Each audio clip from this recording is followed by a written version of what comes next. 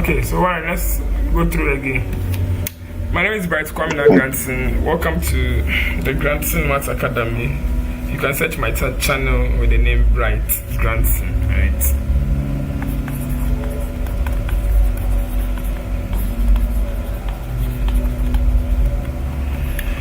Okay, Warren, how are you? Warren, are you on the line? Yes, sir. Yeah, so let's continue.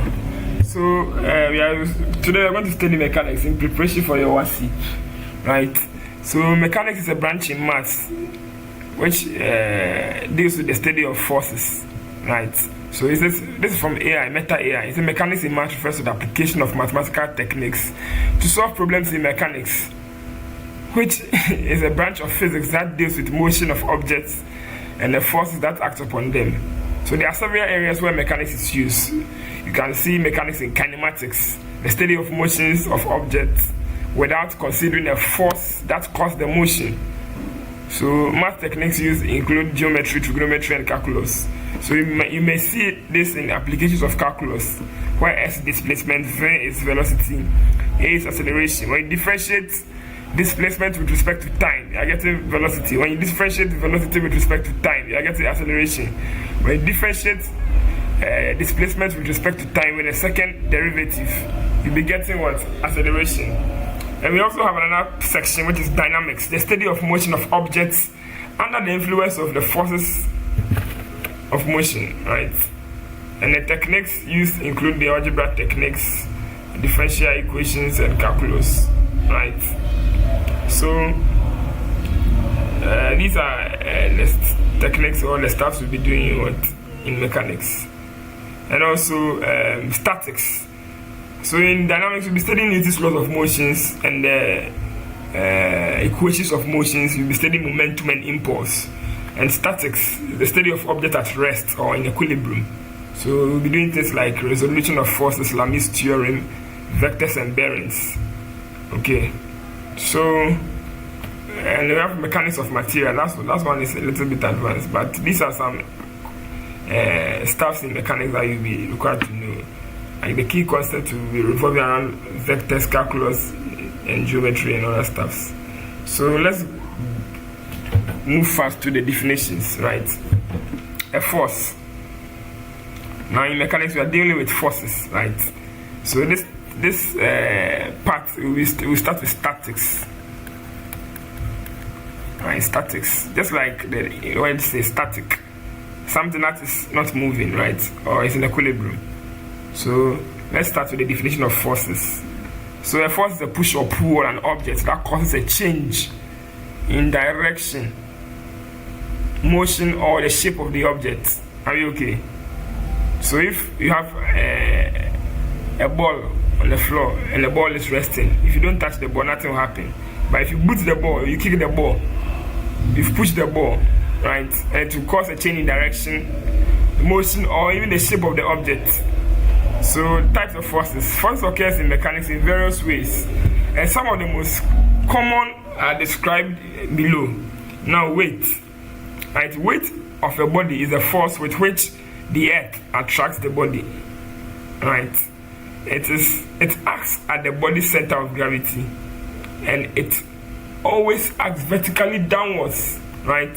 So imagine this is a vertical floor, a horizontal floor, right? And you have a cement block, right? The weight of the cement block, a weight is also a force, right? It acts from the center of gravity of the cement block, perpendicularly downwards. No, not perpendicular, no, vertically downwards, right? So weight is the product of mass times what acceleration due to gravity, right? So on a horizontal surface, this is what we have, right? Weight can also be described on an inclined plane, right? Let me put something here. On an inclined plane, right? Do you know an inclined plane, Warren? Hello? Do you know an inclined plane?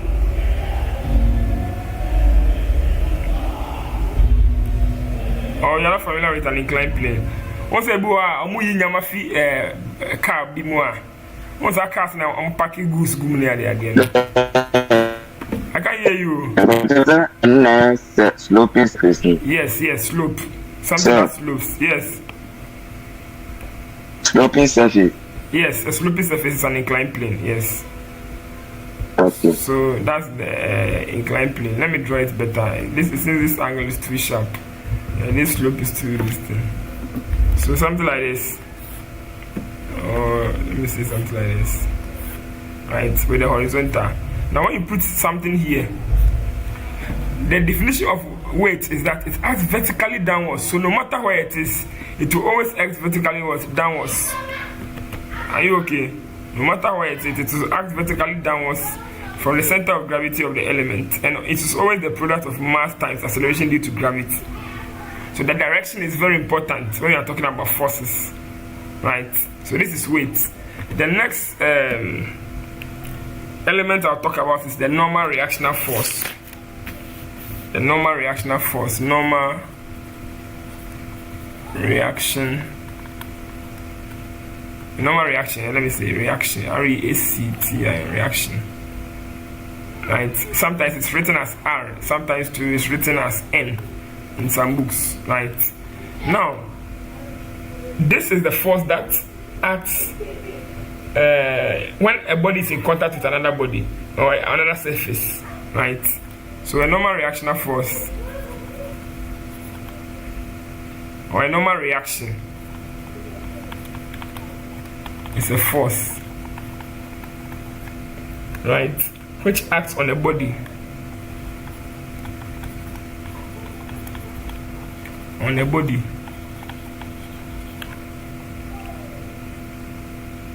in contact with a surface, right? So it acts in a direction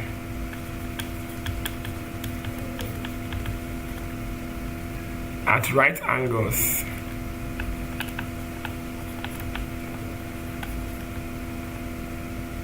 to the surface.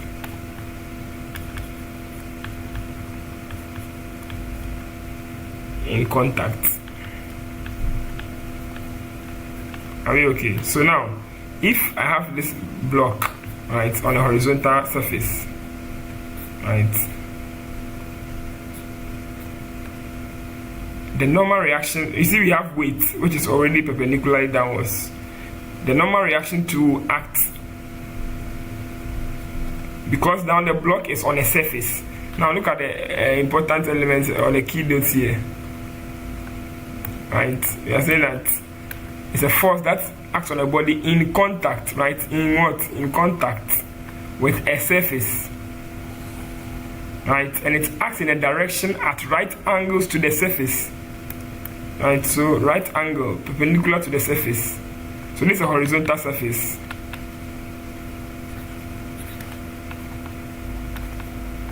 What if it's on an inclined surface, right, or an inclined plane? So another case is that when the body is on an inclined plane, there's an angle here, theta, and this is your what? Your block that is sloping. Let me move this one downwards a little. Are you following? So over here, we know that now. Let me label it. It's the normal reaction force. You can use N, you can use R, any of them, right? You know that your weight will always act on the what? On the body, right? But the normal reactional force is perpendicular. It acts perpendicular to the what? I've used double line, sorry. It acts perpendicular to the what? To the what? To the body, to the surface. It's always perpendicular to the surface. Are you okay? So now, if it's on a horizontal floor, it's just opposite the what? The weight. But if it's on an inclined plane, it is not opposite the weight. It is perpendicular to the surface. Do you understand? Warren, do you understand? Yes, sir. Yes, sir. So this is a normal reactional force.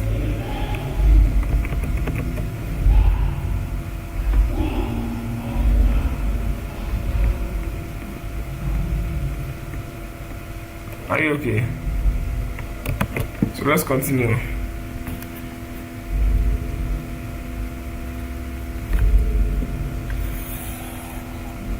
Today we are going to do inter-science power. I'm just checking the symbol for the normal reaction of force.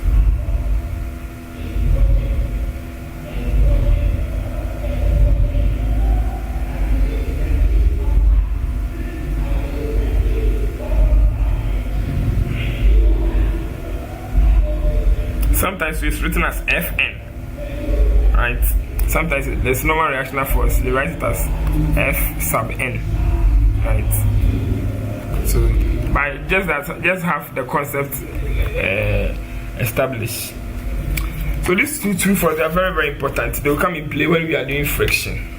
So, what happens in friction? What is friction? Right? Friction is a force that acts on a body in contact with a rough surface, right? A force that acts on a body in contact with a rough surface. A rough surface.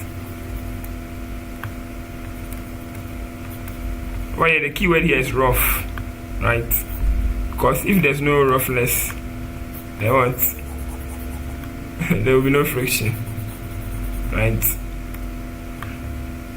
So if, for example, if this is your shoe, shoe be let me go and take a shoe from this thing. shoe friction image. Yes. So something like this. See that when you wear shoes for some time, you see that you're listening. The sole of the shoe tends to depreciate. It becomes it's I don't know how to describe it. I see a so if this is your shoe, right, and you are walking, right, this is a horizontal floor, right. Now because the floor is a rough surface, you are moving forward like this. Your direction is moving forward like this. Your force or your net force is moving forward like this. But the friction, because the friction is on the ground, the friction always opposes what? Motion. Right? Friction always opposes motion. So it acts in the direction against the sum force or the net force. Do you understand? Are you getting me? Yes, sir. I don't know why when I'm selecting the painter, it's not giving me. Anyway, so how much you? So the friction will be here. Is this force? Fr. Right. So when you are moving forward, the friction will be pulling you back. That's why we can walk on the ground. And you see that when it rains and the ground is slippery, the ground is no more rough. It's rather smooth. Right? So because the ground is smooth, if you don't take care, you slide. This time around, because there's no friction, if you are moving forward, you just slip and fall down. If you don't take care, you can collide your head on the ground and you may pass on. You don't wish that for anybody. Right? So friction is very important. And make sure that you're always working on rough surfaces. Sometimes the shoes we wear, the soles of the shoe are so smooth. So that's why it's important that you wear shoes that have these elements under this gum or some designs which will make a contact with a smooth surface.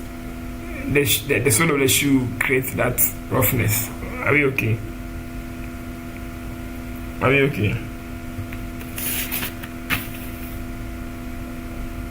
Hello? Hi, sir. Okay, let's continue. So the next thing is tension.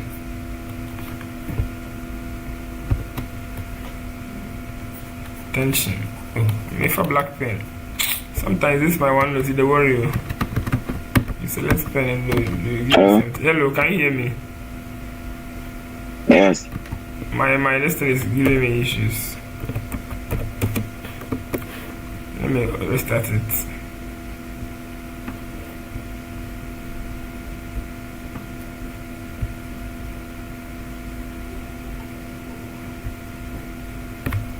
So tension.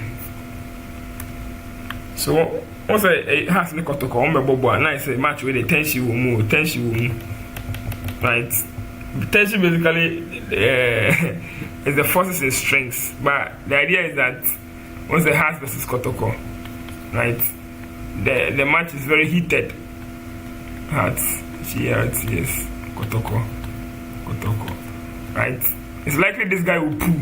Is this like when they are playing these two teams? When they are playing, see that everybody is giving much effort. It's like a tug of war, right? So in a tug of war, if two people are pulling on both sides of the rope, you can see that the rope becomes very strong.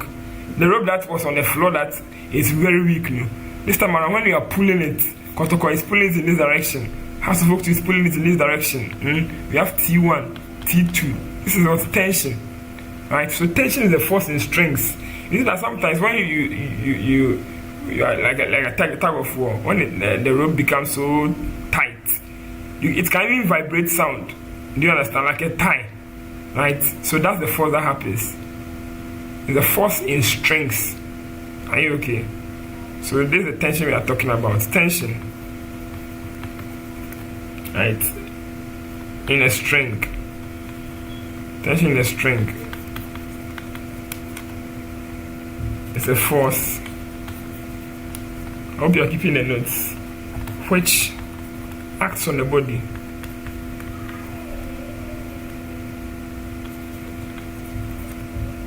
To which the string is attached.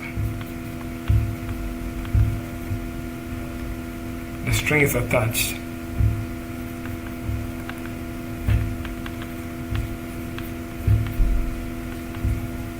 Right, so another example, like a bucket in a well, right? I believe you know of the bucket in a well,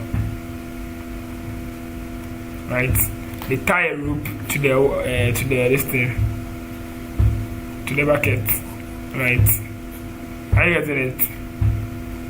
Hello? Yes, sir. Yeah. So maybe this is the water. The water is in this shape.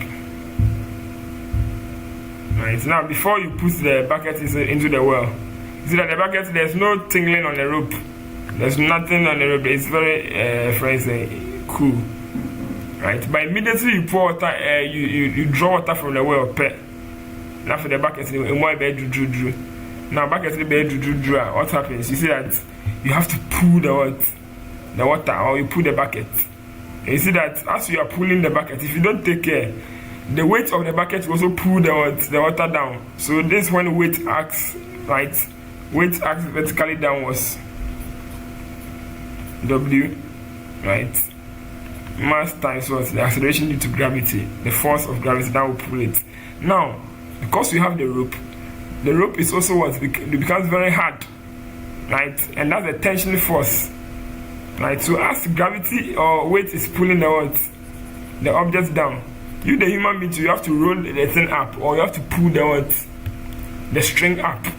So that's force that is in the string, is the tension. Are you okay? Are you okay?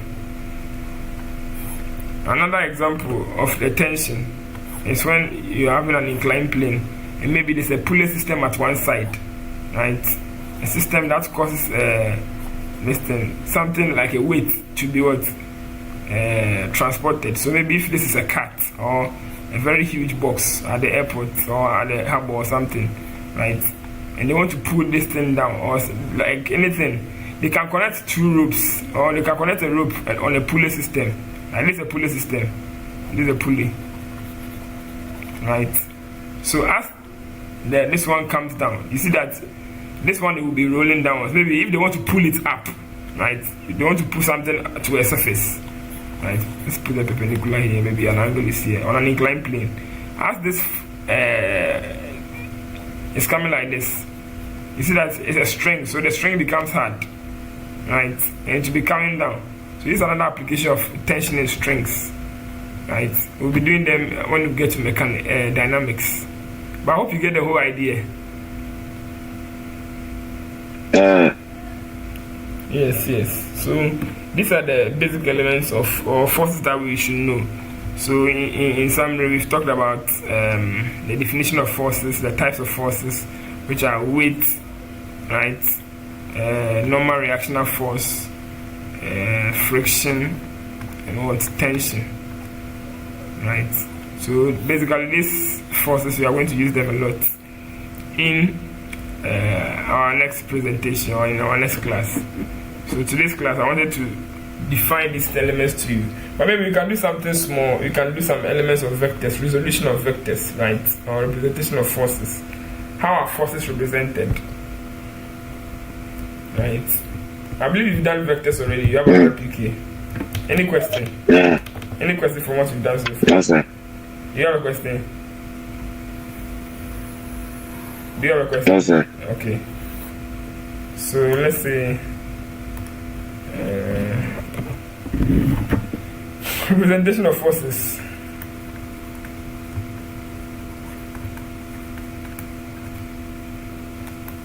Forces. Right? Forces there we'll be learning a lot. Oh, force, force, really boom and forces. So forces acting on a point will be represented in their magnitude and direction, right? We'll be doing a little bit of bearings, right?